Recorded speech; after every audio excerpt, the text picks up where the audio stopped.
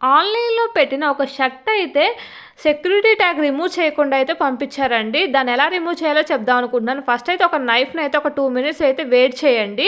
తర్వాత ఆ నైఫ్‌ని తీసుకొని మీరు మంచిగా కట్ చేసుకోండి. నైఫ్‌ని వేడి చేయకపోయినా కట్ చేయొచ్చు. కానీ వేడి చేస్తే ప్లాస్టిక్ అనేది కరిగిపోయి ఒక 2 సెకండ్స్‌లో అయితే కట్ అవుతది కదా! అందుకని నైఫ్‌ని అయితే వేడి చేసేసాను.